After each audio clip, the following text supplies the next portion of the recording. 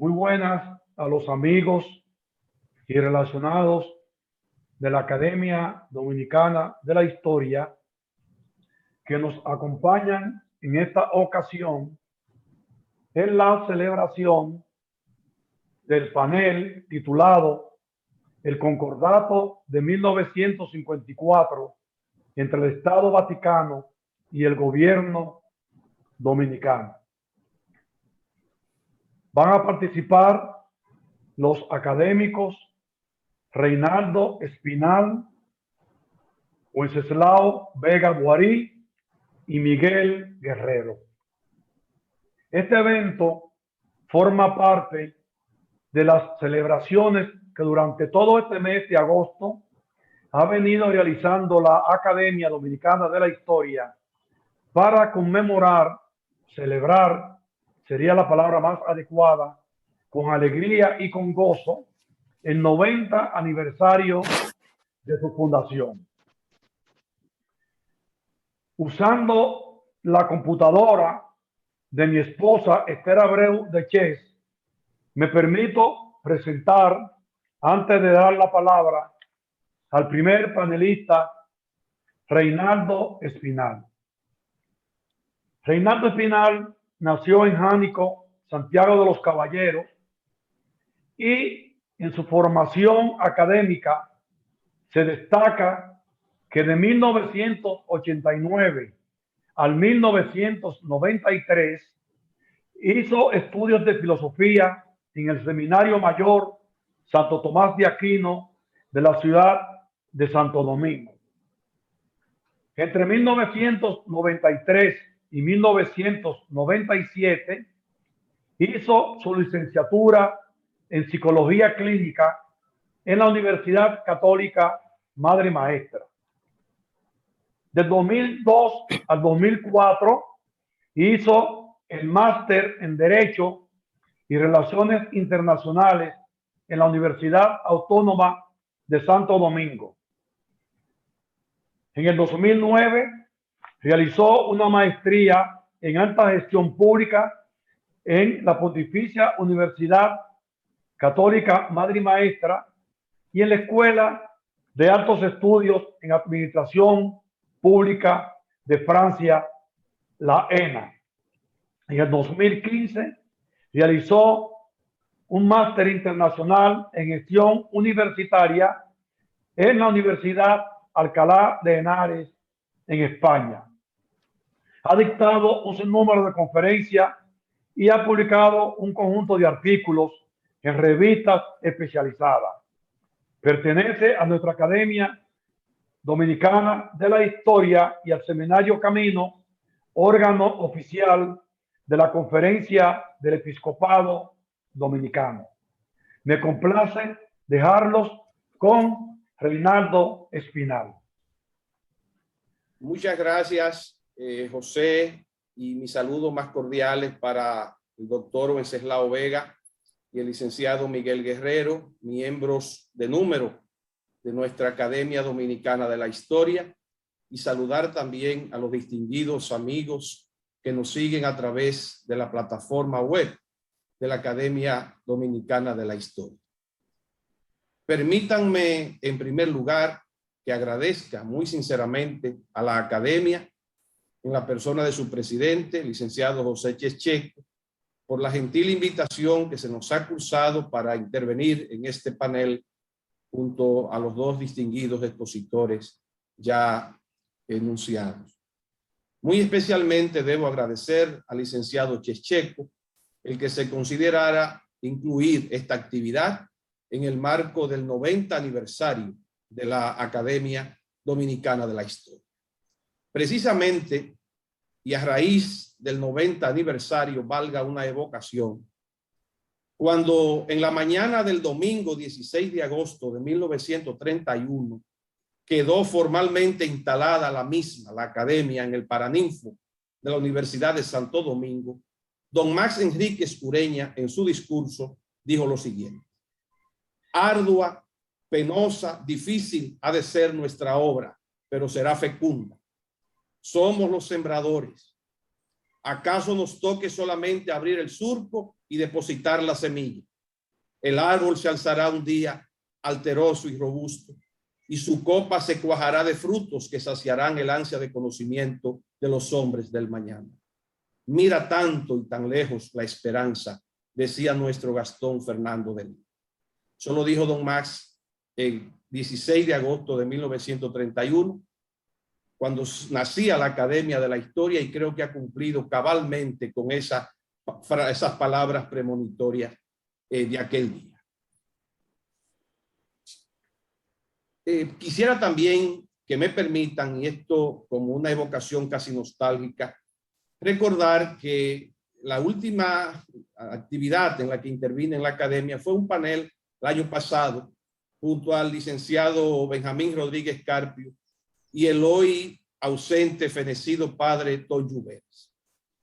El padre Ton Lluveres es amigo y querido de todos nosotros y miembro correspondiente de la Academia Dominicana de la Historia. Y quisiera con estas palabras también recordarle y reconocer todo lo que aportó, sobre todo al conocimiento de la historia de la Iglesia en la República Dominicana, en la que él destacó con trabajos de principalía y por lo cual se constituyó en un referente imprescindible junto al padre José Luis Sáez, Monseñor Antonio Camilo, el doctor Fernando Pérez Memén, entre otros que han continuado con denodado empeño, José Checheco, que tiene trabajos importantes también en este ámbito, la estela marcada por meritorios sacerdotes e historiadores, entre los que cabe destacar a Fray Cipriano de Utrera, al padre Apolinar Tejera, al padre Carlos Noel, al padre Castellanos, a Monseñor Hugo Eduardo Polanco Brito, a Monseñor Arnaiz, entre otros. Dos aspectos ocuparán mi atención brevemente porque estamos sometidos a la tiranía del tiempo en este panel, porque en la parte sustantiva serán Wenceslao y Miguel que abordarán esos aspectos más propios del concordato de 1954. Yo solamente voy a tratar de hacer un excurso por dos momentos importantes, apretada síntesis de lo que fue la búsqueda de un régimen concordatario, de un concordato entre el Estado y el Vaticano, la Santa Sede, desde el nacimiento de la República, y luego me referiré a un proyecto de concordato fallido, inconcluso, porque no llegó a materializarse. Me refiero al proyecto de concordato presentado por Monseñor Silvani a Trujillo en 1938 y que es el antecedente del concordato de 1954. Por tanto, iré brevísimamente refiriéndome ya al primer aspecto. En abono a la verdad histórica, preciso es reconocer que la firma de un concordato del Estado Dominicano con la Santa Sede fue una aspiración manifiesta desde el nacimiento mismo de la República. Como señalara don Betilio Alfao Durán, en el informe que acompañó el proyecto del Pacto Fundamental de 1844, la Constitución de San Cristóbal, se encargaron los constituyentes de consignar que el estado actual del clero y de los asuntos eclesiásticos requiere imperiosamente un pronto remedio y, ponderando la magnitud del problema, consideraron que la solución más lógica era concluir un concordato con la Santa Sede. Este propósito se hizo también manifiesto en el artículo 208 de la Constitución de San Cristóbal del 6 de noviembre de 1844, en el cual se señalaba que el presidente de la República está autorizado para, de acuerdo con el diocesano, el obispo, impetrar de la Santa Sede en favor de la República Dominicana la gracia de presentación para todas las mitras y los cargos eclesiásticos en la extensión de su territorio y además para entablar negociaciones con la misma Santa Sede a fines de efectuar un concordato. En el mes de marzo de 1845, el presidente Santana y el vicario apostólico Monseñor Tomás Portes e Infante, cuando aún no se habían distanciado, como ocurrió más tarde, convinieron en redactar un proyecto de convención que el Estado Dominicano remitió a la Santa Sede mediante la famosa Nota 9 del 26 de ese mes y año. En el mismo se solicitaba al entonces Papa Gregorio XVI, designase arzobispo de Santo Domingo al referido doctor Portes, a la vez que solicitaba a este u otra persona constituida en dignidad eclesiástica las facultades necesarias para un concordato. Las dificultades, sin embargo, que surgieron en la Primera República impidieron que estos esfuerzos concretizaran y, por tanto, en la Primera República no tuvimos concordato. Pero en la Segunda República, ya después de la Restauración, esos esfuerzos continuaron y se tiene conocimiento por la evolución del estudio constitucional dominicano de que estos esfuerzos volvieron a retomarse en 1867 con Cabral, pero ahí hubo un problema con el vicario Bullenón, que se envió desde Curazao y que realmente no fue aceptado por el gobierno dominicano. Pero luego también en las reformas de 1881, 1880 y 81 y en 1884 también. Pero no será sino en la Constitución de 1907 cuando realmente ya se cesa en ese momento la Constitución del 8, porque es la Constitución, vamos a decir así, que trata de plasmar aquellas reformas inconclusas que tras la caída del ILIS no se pudieron producir. Sin embargo, no hubo acuerdo en un tema fundamental, que fue esa lucha ideológica, digamos así, entre los jóvenes liberales que pretendían reformar la Constitución después de la caída del ILIS. Me refiero sobre todo a Rafael Justino Castillo, que encarnó esa forma de plantear las cosas, y por otro lado el padre Castellanos, que se le opuso. Ya a partir de 1908 este tema entra en suspenso hasta que vuelve a plantearse ya en la era de Trujillo. Y hay que reconocer que al inicio de la era de Trujillo, la Iglesia Dominicana, en lo que concierne a su personalidad jurídica, no estaba en su mejor momento. Una sentencia emanada de la Corte de Apelación de La Vega del 4 de mayo de 1929 y que fue ratificada por el Tribunal Supremo el 8 de agosto de 1930, la famosa sentencia a favor de los herederos del padre Quesada, dictaba una semana antes de que Trujillo fuera investido como presidente, dictaba lo que podría decirse que fue la abolición de la personalidad jurídica de la Iglesia, porque decía que la Iglesia no estaba facultada para heredar, que era lo que se estaba discutiendo. Todo eso estaba en el ambiente cuando Trujillo asume la presidencia de la República, y Trujillo, bien asesorado, pero también, digamos, con esa sagacidad que le caracterizaba, entiende que él debía procurar, como forma de legitimar su régimen también, mejorar esas relaciones con la Iglesia Católica. Y es esto lo que da origen a la famosa Ley 117 de el 1931, mediante la cual se le reconoce a la Iglesia personalidad jurídica. Esto fue reforzado después con otra disposición del año 1943. Pero no me detengo más ahí porque quiero referirme brevísimamente, en los pocos 4 o 5 minutos que me quedan, al tema del el proyecto fallido de concordato presentado por Monseñor Silvani. Al principio de enero de 1938, Monseñor Silvani propuso a Trujillo un proyecto de concordato. Ese proyecto contenía unos 18, 19 aspectos que penosamente no puedo analizar uno por uno. Apenas me limito a enunciarlos: la libertad de culto, la protección a la persona del Papa contra ofensas, el reconocimiento de la personalidad jurídica de la Iglesia y las congregaciones religiosas, la organización de las circunscripciones religiosas, la confirmación de la primatura de Indias para lo que era el arzobispado de Santo Domingo, los nombramientos, la presentación de candidaturas para dignidades eclesiásticas, tema que ya hoy no es tema de debate, pero que en ese momento estaba en boga, sostenimiento y organización de seminarios, la enseñanza laica, el tema de combatir la enseñanza laica, ¿no? Y en fin, una serie de aspectos que en total 18, 19 aspectos que por razones de tiempo no tengo ahora, ¿verdad?, posibilidad de analizar en detalles.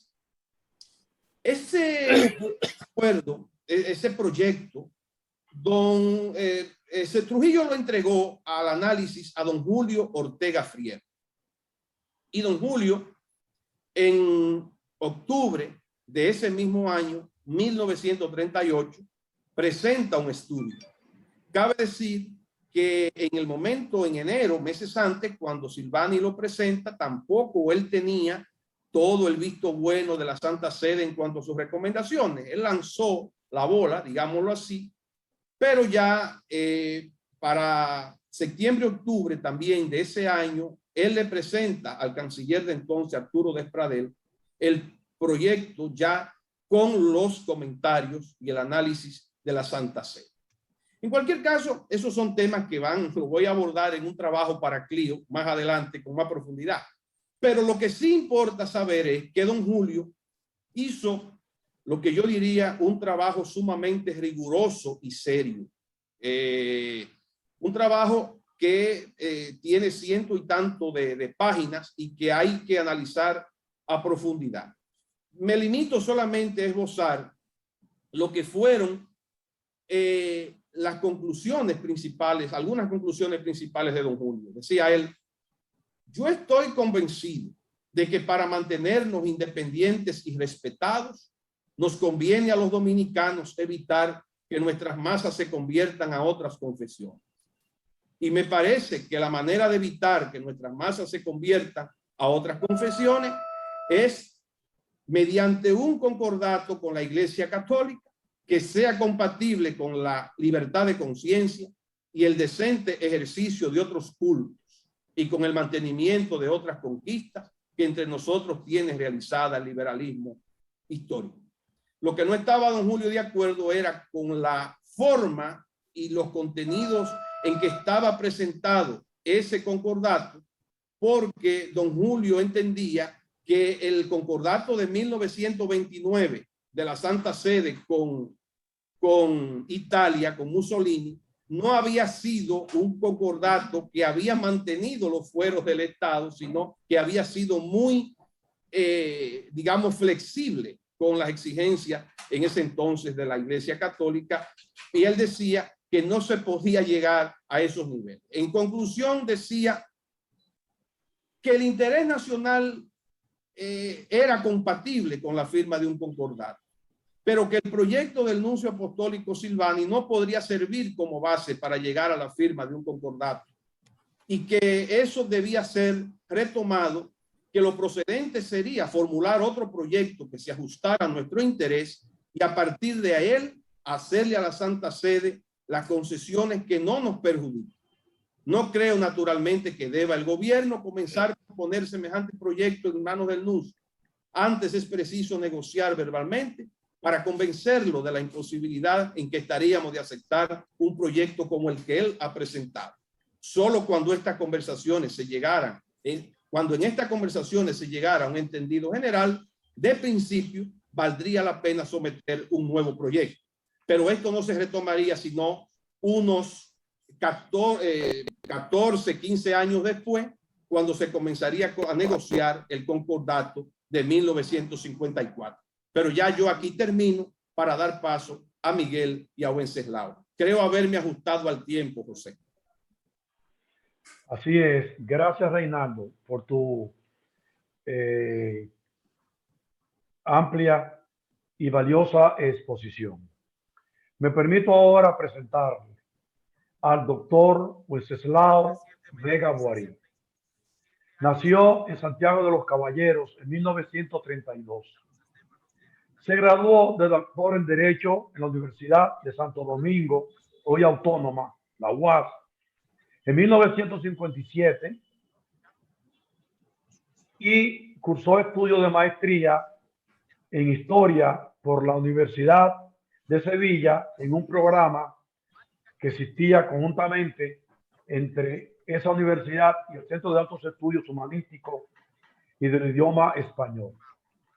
Fue profesor de Historia del Derecho en la Universidad Católica de Santo Domingo durante los años 1987 al 1989. Ha publicado numerosas obras, entre las cuales se destacan, y ya es una obra emblemática en la historiografía dominicana, que se titula Historia del Derecho Dominicano, que se ha editado 7 veces entre los años 1986 al 2013, y además ha escrito otras obras como las siguientes: La Real Audiencia de Santo Domingo en 1975, El régimen laboral y de tierras durante la Primera República en 1977,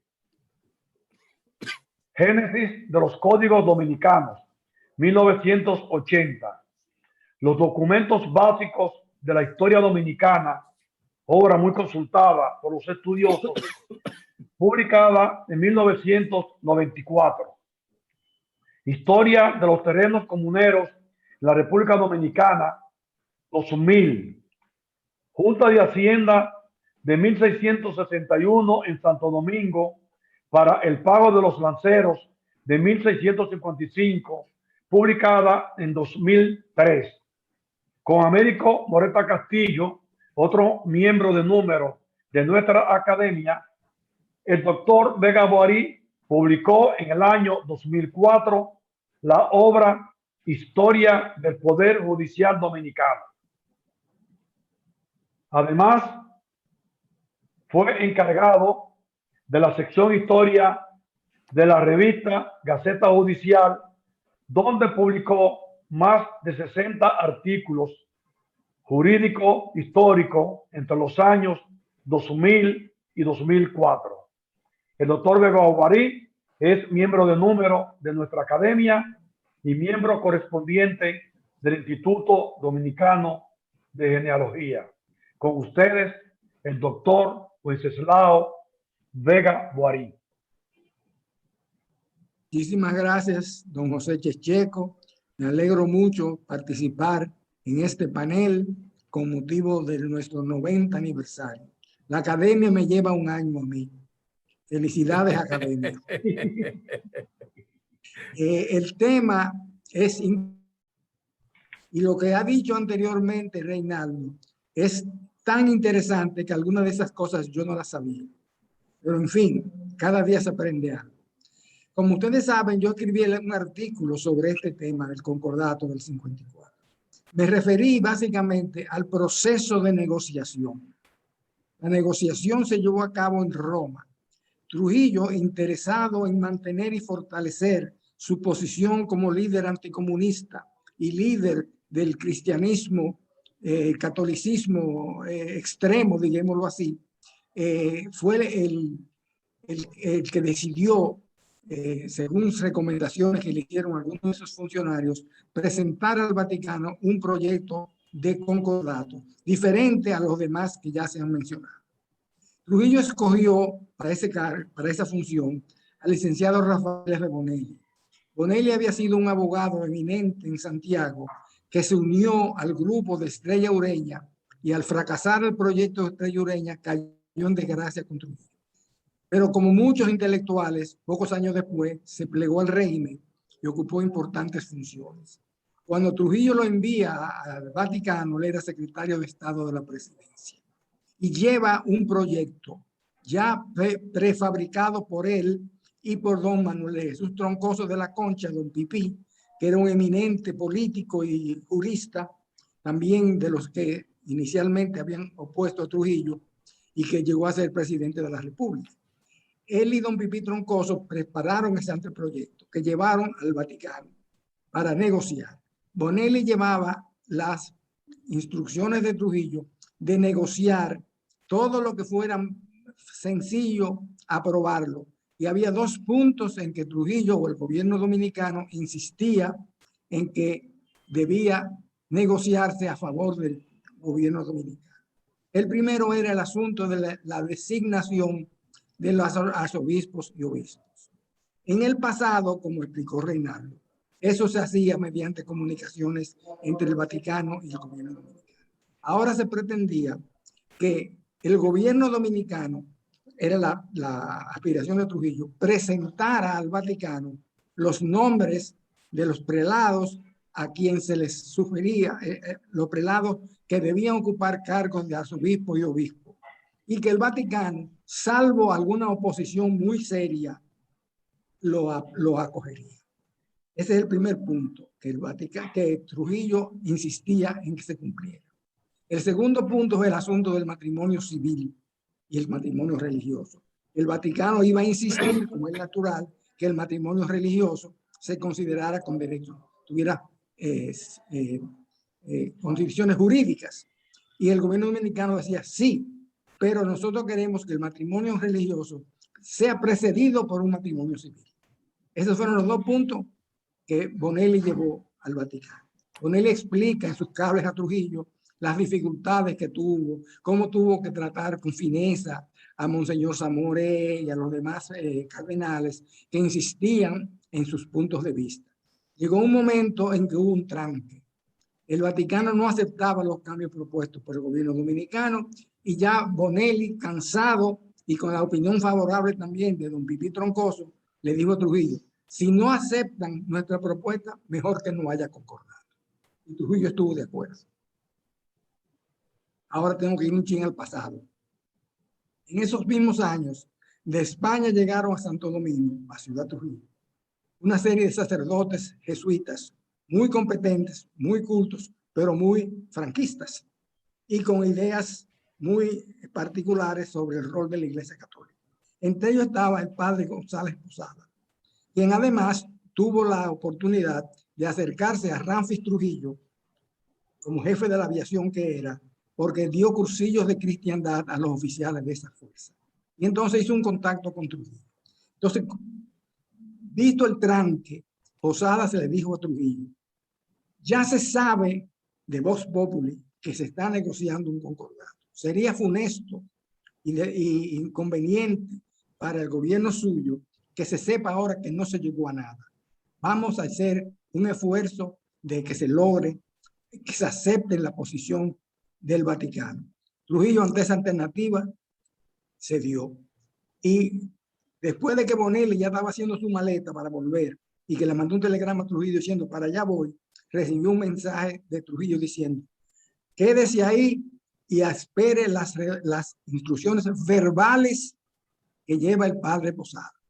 Bueno, como son verbales, no sabemos cuáles eran, pero sí sabemos que finalmente fueron las de acceder a todo lo que el Vaticano quería.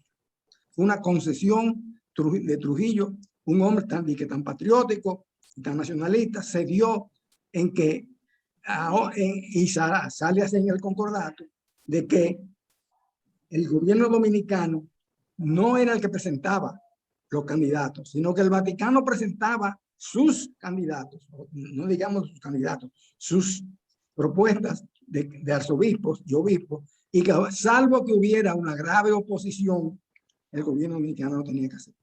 Y en cuanto al matrimonio, leo aquí porque es un poco complicado lo que dice Bonelli. Bonelli dice: nuestra propuesta consistía en mantener que previamente al matrimonio religioso se celebrara el matrimonio civil y que el único efecto del matrimonio religioso fuese el colocar a los contrayentes en la imposibilidad jurídica de obtener divorcios. Eso fue lo que el Vaticano no aceptó. El Vaticano decía que nosotros no reconocemos el matrimonio civil. Para nosotros no existe. Entonces, el Vaticano y Trujillo pusieron de acuerdo, y el gobierno dominicano pusieron de acuerdo. Bonelli, alicaído, regresó al país, y entonces Trujillo, con sus planes maquiavélicos, digámoslo así, ya tenía un proyecto de ir a España, y se fue para España, y allí abrazó con todas sus condecoraciones y bicornios al dictador Franco, y de ahí se trasladó con el decreto de su hermano, el presidente Héctor, de que fuera el plenipotenciario que firmara el concordato, y allí con Monseñor Tardini firmó el concordato y salió retratado después Orondo con sus decoraciones como el Papa Pío II. Entonces, ahí tenemos un concordato hecho a la medida del Vaticano, donde el gobierno dominicano cedió dos importantes atributos de su soberanía para que el gobierno dominicano se sintiera orondo, el gobierno de Trujillo se sintiera orondo de que había firmado el gran concordato con la Santa Sede. Creo que ahí yo debería terminar, pero quiero terminar unas palabras después. Eso obligó a que el Vaticano nombrara los nuevos obispos de la nueva diócesis que se crearon a extranjeros, porque entre los acuerdos del Vaticano, del concordato, estaba que el Vaticano tenía el derecho de nombrar los obispos y que serían dominicanos, salvo que no hubiera sacerdotes dominicanos idóneos. Y así fue que el Vaticano nombró a Monseñor Panal y a Monseñor O'Reilly para los cargos de los nuevos obispados. Entonces, esos dos obispos después, como todos sabemos, se le enfrentaron a Trujillo 5 años después, que ya esto es otra historia. Pero lo que sí sabemos es que el concordato se hizo como el Vaticano quiso y no como convenía a la República Dominicana. Creo que con eso terminé. Muchas gracias, Wences, por tu esclarecedora exposición. Creo que tu artículo se publicó una vez en la revista Clio de la Academia. Aquí está. ¿Qué número? Para que El quede grabado. 188, julio-diciembre del 14. Qué bueno. Los que quieran ampliar más sobre la exposición de Wences pueden acudir a esa revista. Ahora me permito presentarles a Miguel Guerrero. Miguel Guerrero es egresado en 1966 de la Escuela de Ciencias de la Información Pública, Periodismo de la Facultad de Humanidades de la Universidad Autónoma de Santo Domingo.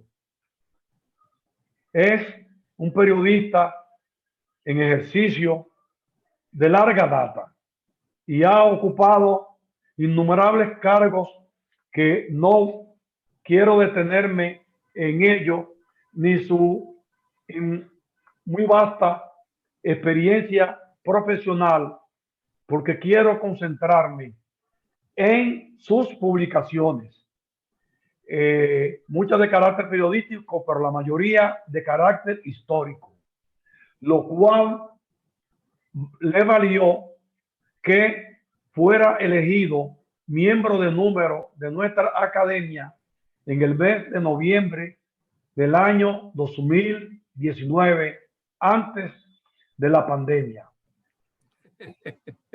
Entre sus publicaciones figuran: en 1994, La ira del tirano, que es una historia del atentado de los próceres y una obra que narra el atentado perpetrado por orden de Trujillo contra el presidente de entonces de Venezuela, Rómulo Betancourt, en 1960. Esa obra ya lleva 3 ediciones. En 1996 publicó la obra Trujillo y los héroes de junio. En 1999, el libro Al borde del caos, que es una historia oculta de la crisis electoral de 1978. En el 2002 publicó El mundo que quedó atrás. En el 2006, el libro Tocando fondo, la crisis dominicana del año 2003. En el 2012, la herencia trágica del populismo. En el 2013, el rugido del león. Hay una obra también publicada hace apenas un año y pico, cuyo nombre ahora no me viene a la memoria, pero una obra sumamente valiosa. De manera pues que me complace dejarlos con Miguel Guerrero. Bien, muchísimas gracias, licenciado José Checheco, presidente de la Academia Dominicana de la Historia.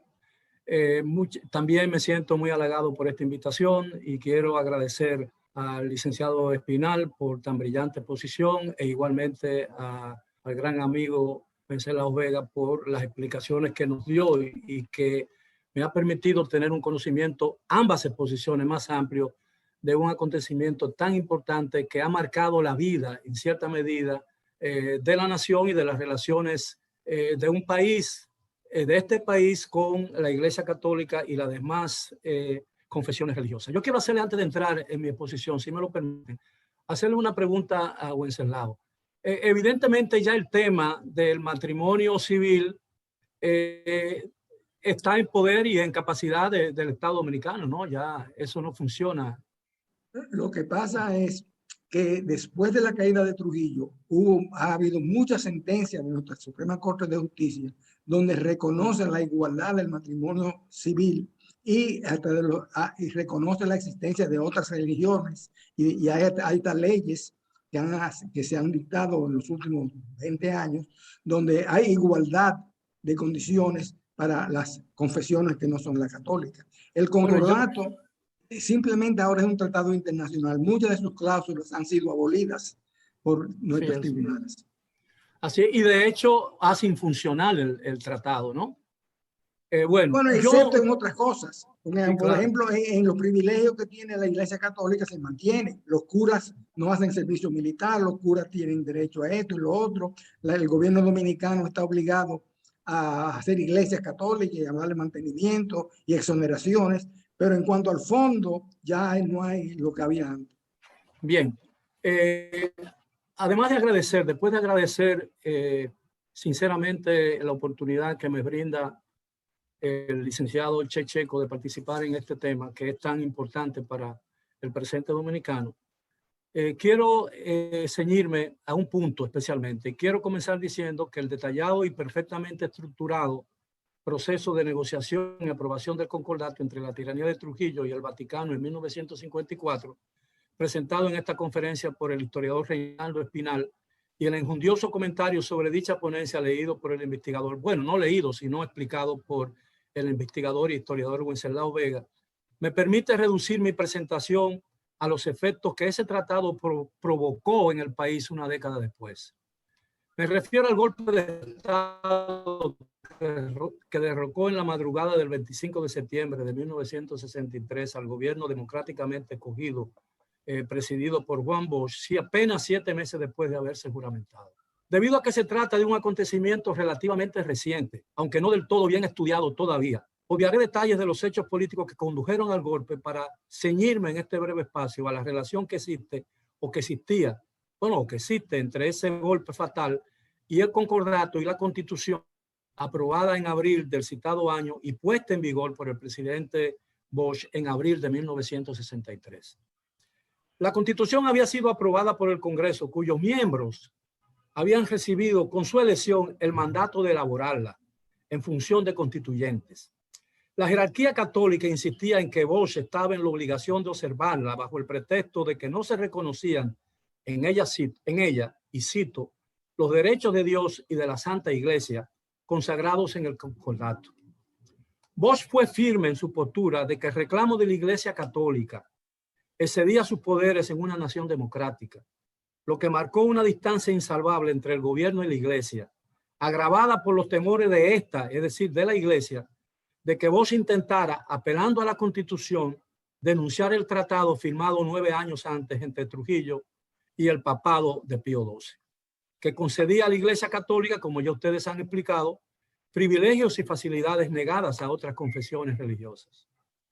Las relaciones entre ambos estuvo signadas por esas diferencias y la Iglesia endureció su posición frente al gobierno, auspiciando actividades que Bosch llegó a denunciar como contrarias a las leyes, atribuyéndoles incluso carácter conspirativos, Y los esfuerzos de terceros para limar las asperezas entre Bosch y la jerarquía católica, que fueron muchas, no tuvieron éxito, y la creciente actividad de la iglesia, que utilizaba los sermones de las misas en los campamentos militares y en los templos de las ciudades, acentuó la rivalidad y marcó una distancia imposible de salvar. Todavía mucho tiempo después de que el tema del golpe de Estado ya no era un asunto presente en la situación dominicana. Recordemos que su candidatura, después de su regreso, también fue marcada por esa rivalidad.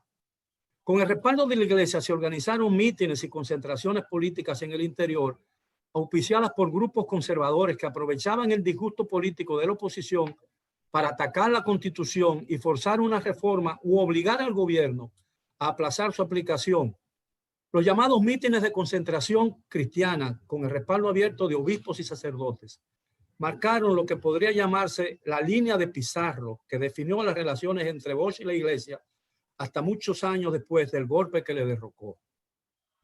Aunque la rivalidad alcanzó su clímax con la Constitución, las diferencias provenían de la campaña electoral y sentaron las bases de lo que sería una seria relación de adversarios por los ataques que llegaron a plantear en documentos oficiales de la iglesia advertencias directas a la población de que no se votara por Bosch por ser un político de ideas comunistas y anticristianas. Lo que disgustaba a la iglesia tenía que ver con las anécdotas que Bosch solía incluir en su discurso de campaña, dirigidos a los que él llamaba hijos de Machepa, que curas y obispos entendían como herejías impropias de un cristiano. En un documento titulado Declaración sobre el momento político de la campaña electoral, el episcopado exhortó a los creyentes el 15 de diciembre de 1962, 5 días antes de las elecciones, a inscribirse y a votar por partidos, cito, que ofrezcan garantías para el futuro de la patria y de la iglesia. Al documento siguieron otras declaraciones de sacerdotes en púlpitos y reuniones con fieles, lo que llevó a Bosch a amenazar con retirar su candidatura. En su libro sobre la crisis dominicana titulado Overtaken by the Events, el embajador de Estados Unidos John Barlow Martin relata que el empresario Luis Vaquero, secretario general de la Unión Cívica, principal rival de Bosch y del PRD en esos comicios, le informó que los párrocos están diciendo en las iglesias sin alaracas que Bosch es malo, que es comunista y que por eso no puede ser escogido como presidente. Los ataques contra Bosch no solo se produjeron en los púlpitos de los templos, sino también a través de órganos oficiales de la iglesia, como la revista El Amigo del Hogar y las radioemisoras católicas Radio Santa María del Santo Cerro en La Vega y Radio Sol en Higüey, a través de las cuales se llegó a pedir a la feligresía que no votaran por el candidato del PRD, con la amenaza de excomulgarlos, es decir, expulsarlos de la comunidad religiosa, negándoles los sacramentos, y llegándose a comparar a Bosch con dictadores como Hitler, Fidel Castro, Mussolini y Himmler. La situación llegó al máximo nivel de rivalidad, con un artículo del sacerdote Láutico García en la que se acusaba a Bosch de comunista.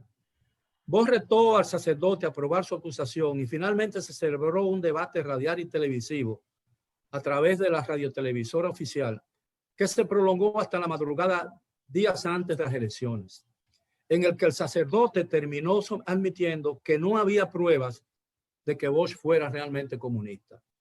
El resultado alentó a Bosch y a los demás dirigentes del PRD que desistieron de su amenaza de abstención electoral cuando multitudes se aglomeraron a las puertas de la planta oficial para celebrar lo que entendían un triunfo de su candidato sobre el sacerdote.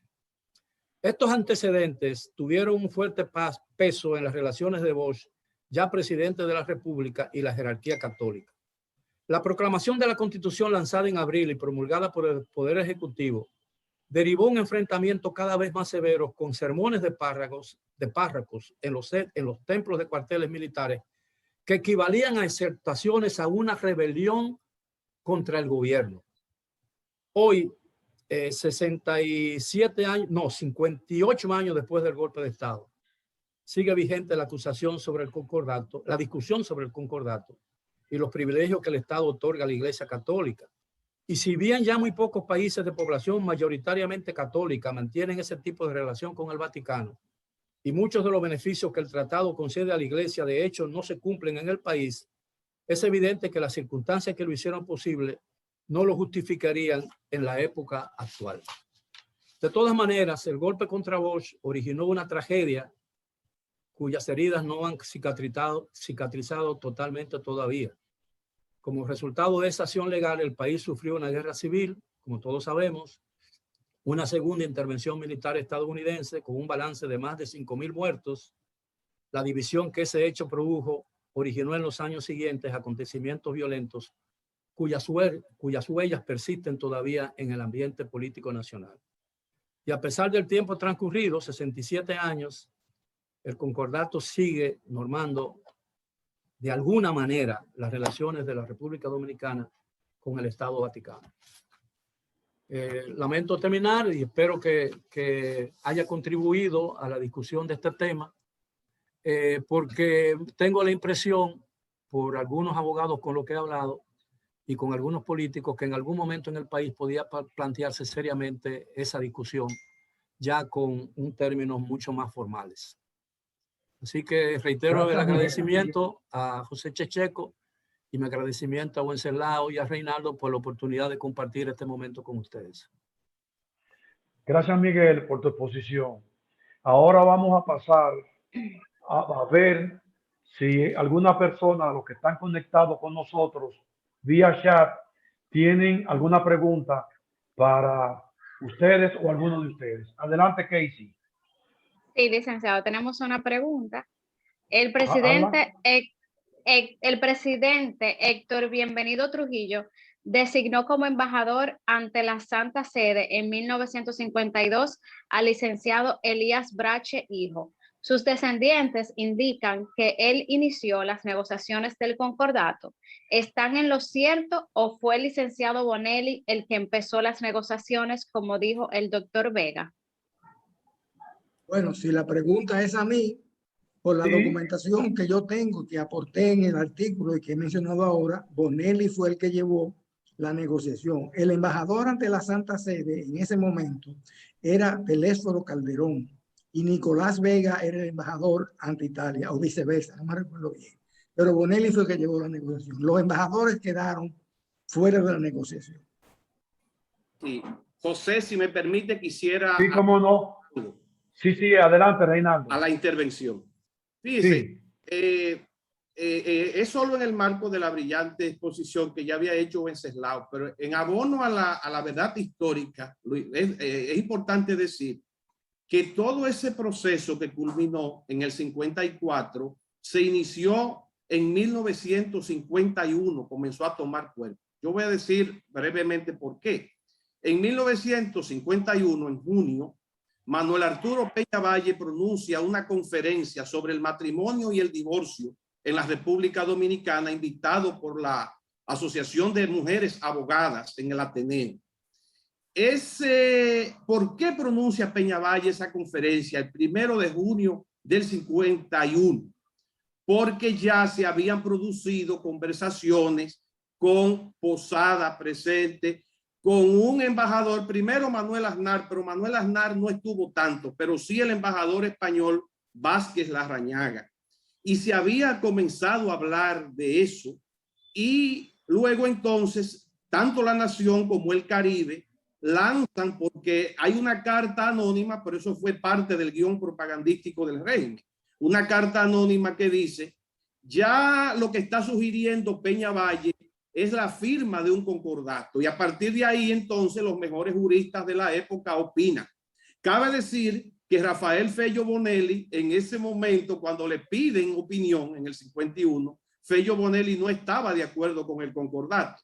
Él decía, lo que existe y está bien, no hay por qué tocarlo. Y entonces el caso es que los mejores juristas, Rafael Augusto Sánchez y demás, en ese momento no estaban de acuerdo. Pero eso se fue preparando y eso culminó en el 54, como dijo Wenceslao, cuando Fello Bonelli no está dispuesto a ceder en la negociación con el tema del matrimonio y la presentación de Mitra. Vázquez Larrañaga se acerca a Trujillo en el marco de una actividad de la Fuerza Aérea de entonces y Trujillo le entrega la opinión de Bonelli, la opinión de Pipí Troncoso.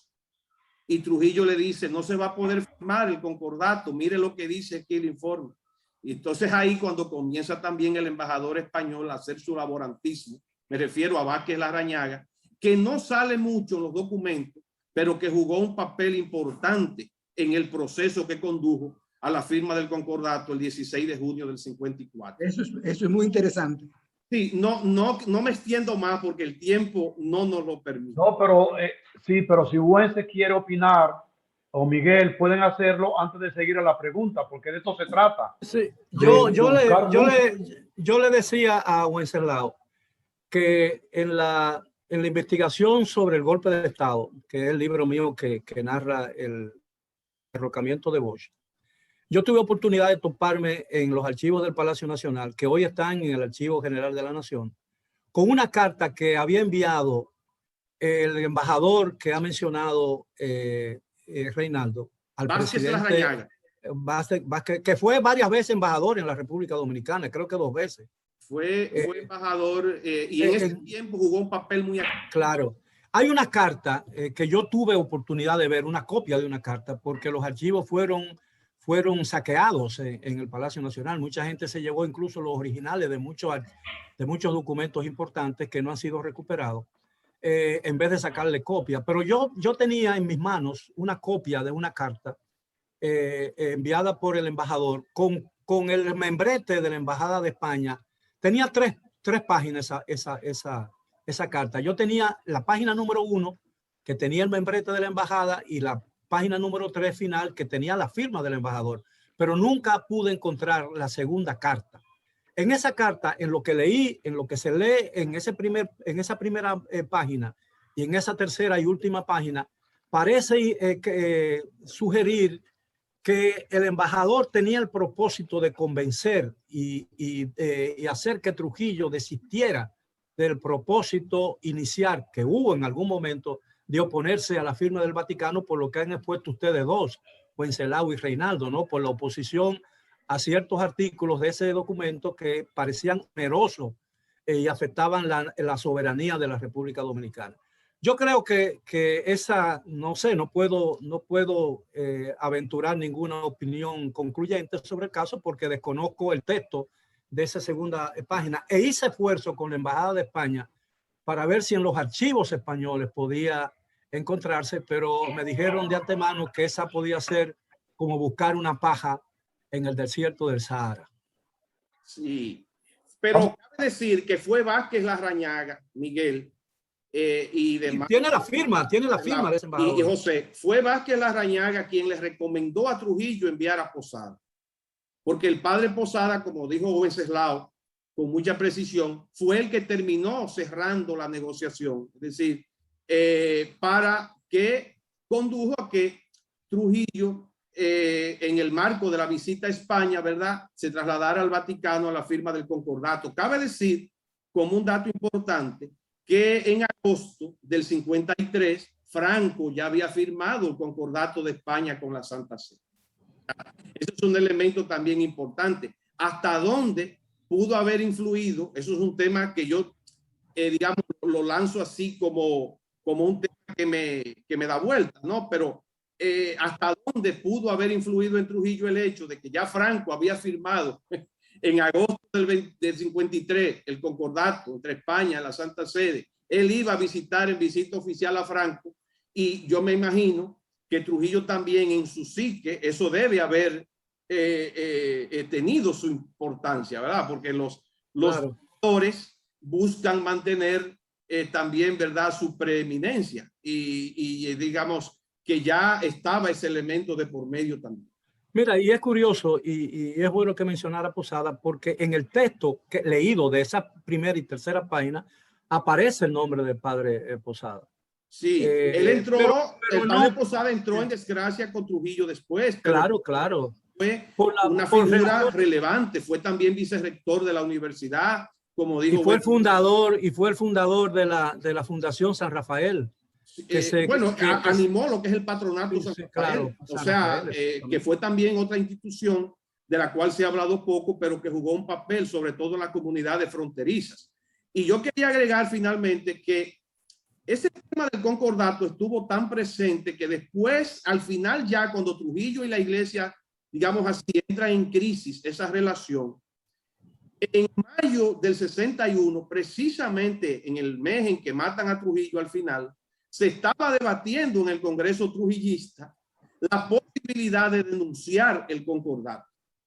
Es decir, ahí estaba Luis Dimes Pablo, ahí estaba Manolín Jiménez Rodríguez, que era un joven diputado entonces, y ahí estaba el mismo Gregorio García Castro, que era joven diputado también, abogando por eso. Ahora, esto fue un mecanismo de presión contra la iglesia, es decir, vamos a denunciar el concordato. No obstante lo cual, dicho en términos de lo que es buen derecho internacional, un concordato es un tratado. Por tanto, existe lo que se llama la Convención de Viena sobre Derechos de los Tratados de 1969. Esa convención establece muy claro lo que deben hacer dos estados ante la posibilidad de ponerse de acuerdo. Si el estado no está de acuerdo, denuncia el tratado. Si el otro estado no está de acuerdo, también lo denuncia. Pero es decir, es al final del día un tema entre dos estados, porque la Pero yo tengo entendido, Rafael, que el concordato, hace mucho que lo leí, no he vuelto a leerlo y la memoria también traiciona, que el concordato tiene una cláusula que impide diría yo, la denuncia unilateral por parte de uno. Bueno, la denuncia unilateral en el sentido de un tema más de formalidad protocolar, pero claro. La Convención de Viena de Derecho de los Tratados del 69, que es la que hoy le da rige todo. Sustancia a todo el régimen de derecho internacional en materia de tratados, es muy clara cuando establece los procedimientos mediante los cuales dos estados que se vinculan por un tratado pueden o renegociar aspectos de ese tratado o discutir aspectos, es decir, de ese tratado o denunciarlo. Pero eso hay que hacerlo en el marco de lo que establece el derecho internacional. Es decir, no se trata de que medalaganariamente o por una campaña inflamada alguien salga proclamando eso. Hay que ajustarse, en cualquier caso, si fuera menester, a discutir esos aspectos. Estamos hablando de un instrumento de 1954, pero estamos hablando de que la Iglesia Católica también, después del Vaticano II, cambiaron muchas cosas. Entonces, la idea sería, si en algún momento eso se decide hacer, que se haga sobre la base de lo que establece el derecho internacional y específicamente el derecho de los tratados. Gracias, Miguel y Reinaldo. Y bueno, yo quiero, si me permite. Pero tú me permites algo. Sí, se ha porque mencionado quiero dar la aquí, oportunidad a la gente que pregunte. Claro. Se ha mencionado aquí la relación que existía entre Franco y Trujillo, y posiblemente recordemos que en esa época, después del final de la Guerra Civil Española, la mayoría de los países de América Latina rompieron relaciones con España. Y Trujillo fue uno de los pocos países que mantuvo esa relación. Así es. De manera pues que probablemente había cierta ligazón o afecto personal entre Franco y Trujillo, y probablemente la firma del concordato de España con el Vaticano influyó en la decisión de Trujillo en algún momento, ¿no? Sí. Sobre ese tema que tú estás hablando, Miguel, hay una obra muy interesante que publicó hace ya algunos años la Fundación García Arévalo. Sí. Preside Manolito García Arévalo, una obra de un historiador español muy bien documentada. Sí, de Francisco Javier Alonso. Archivo del Ministerio de Asuntos Exteriores sobre los dos generalísimos. Sí. Yo quiero, si ustedes me permiten, Casey, haz las preguntas que hay. Perfecto. Tenemos 3 preguntas. Sí, ¿De sí, qué anda, manera? anda. Perfecto. ¿De qué manera afecta hoy al Estado el concordato? ¿Cuáles son en la actualidad los beneficios que tiene la Iglesia Católica con el concordato? Tengo otra. Es cierto, Trujillo, cuando cayó en desgracia con la Iglesia en 1960, afirmó a sus colaboradores que el concordato había sido un error político. La pregunta es para Wenceslao. Y la última pregunta es, El padre Sáez indica que los trabajos del concordato se iniciaron en 1950 en la entonces ciudad Trujillo. Los autores del proyecto y participantes de las reuniones semanales en las que se discutió su texto fueron el licenciado Manuel Arturo Peravalle, el doctor Luis González Posada y el embajador de España en el país. Tuvieron a su disposición los textos de los concordatos suscritos en España e Italia. Esto no fue una pregunta, fue un comentario. Sí, ya no tenemos más. Sí, adelante, Wences, y después Reinaldo. Adelante, la segunda pregunta que me hicieron a mí no la entendí. Ok, sí, la segunda. Es cierto que Trujillo, cuando cayó en desgracia con la iglesia en 1960, afirmó a sus colaboradores que el concordato había sido un error político. Bueno, eso yo no lo puedo saber porque si lo dijo privadamente, pero es probable que él reconociera que se había metido en un callejón sin salida porque le dio demasiados poderes a los arzobispos y como eran extranjeros, no se le arrodillaban como tenían que arrodillársele los sacerdotes y obispos criollos dominicanos. Entonces él tuvo que pagar esos momentos difíciles en el que la Iglesia Católica se le viró con la pastoral del 60 y todo lo que vino después, los líos en que los obispos extranjeros, O'Reilly y Panal no obedecían a Trujillo, hacían lo que el Vaticano les decía o lo que les decía su conciencia. Ahí hubo la gran crisis que nada más terminó cuando mataron a Trujillo, porque recuérdense que el día que mataron a Trujillo se dice que el CIM iba a coger preso a Panal, que estaba refugiado en el Colegio Santo Domingo, y que Balaguer lo sacó. Bueno, cabe decir Wenceslao que a él lo apresaron. En la madrugada misma en que mataron a Trujillo. O'Reilly estaba refugiado en el Colegio Santo Domingo. No recuerdo sin Panal. Yo no recuerdo sin Panal, pero hay que llamar la atención sobre el hecho de que en su libro la palabra encadenada, Balaguer, aunque no lo afirma enfáticamente, lo sugiere de que Trujillo terminó arrepintiéndose de haber firmado el concordato. Sí. Bueno, creo que es lógico. Sí, hay expresiones que parece que Trujillo pronunció en un momento dado, imperialismo ensotanado y demás, pero recordemos que a raíz de, como decía Wenceslao, de la crisis de la carta pastoral que distancia a la iglesia de Trujillo, Radio Caribe inició una campaña furibunda, agresiva, con la Mela Geler y con Partes a la cabeza, y todos los días se atacaba el concordato, de suerte que incluso usted revisa el periódico El Caribe y hay una sección que dice los observadores, pero no romanos, sino dominicanos. Sí, claro, claro. Los observadores romanos es el periódico de la Santa Sede.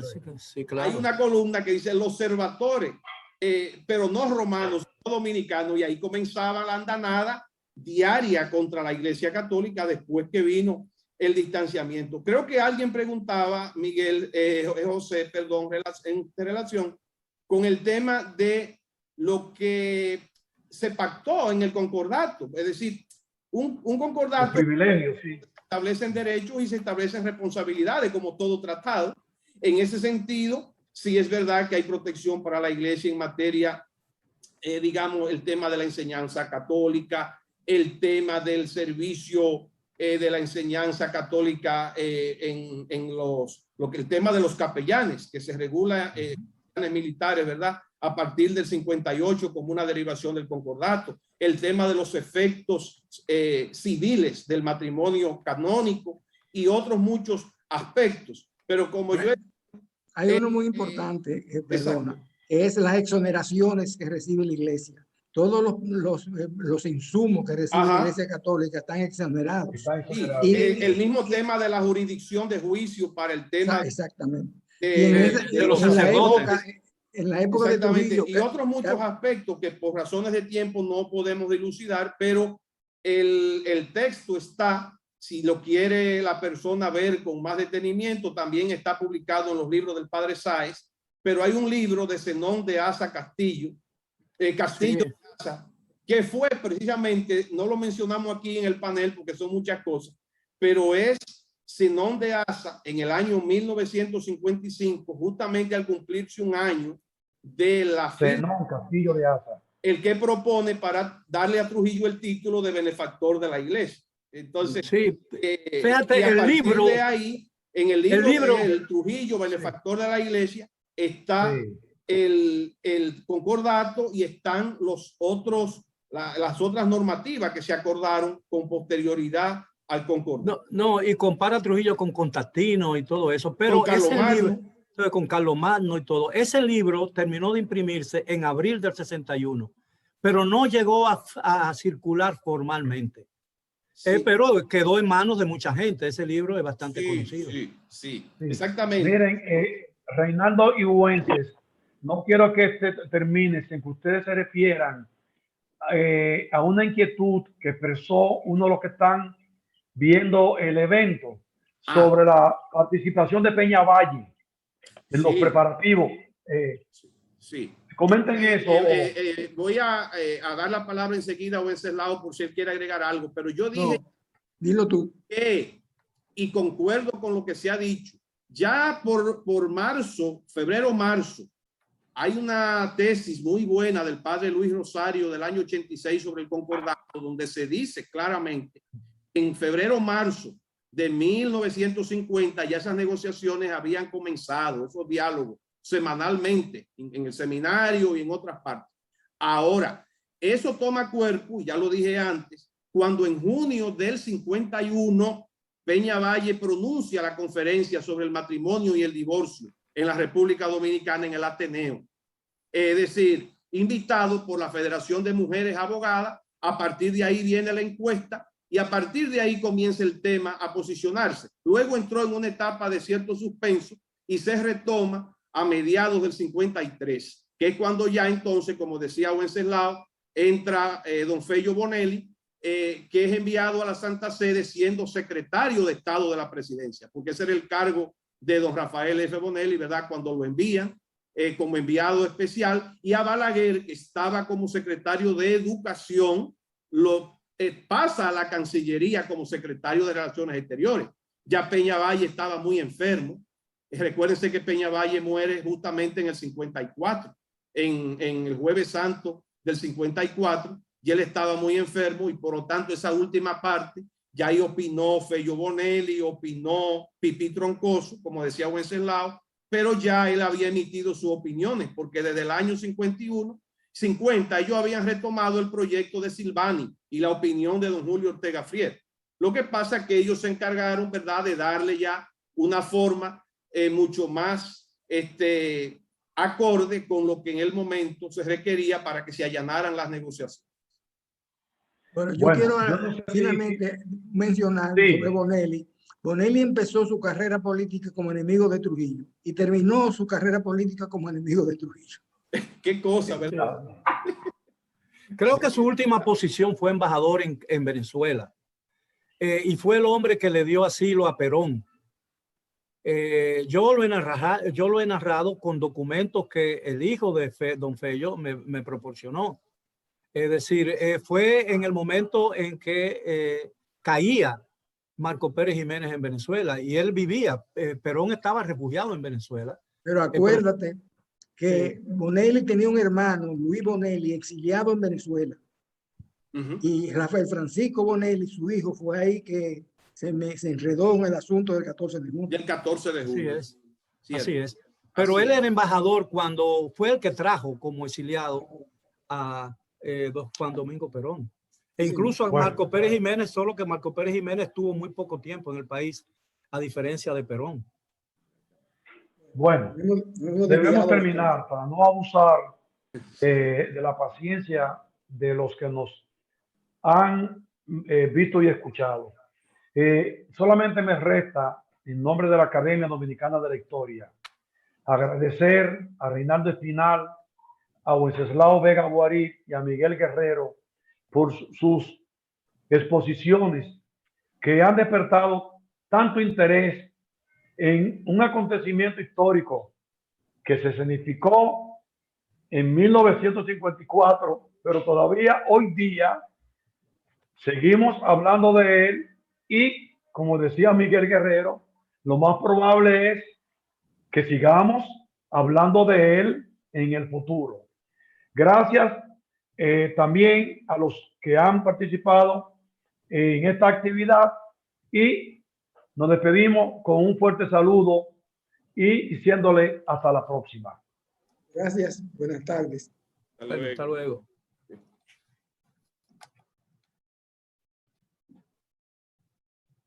Salir.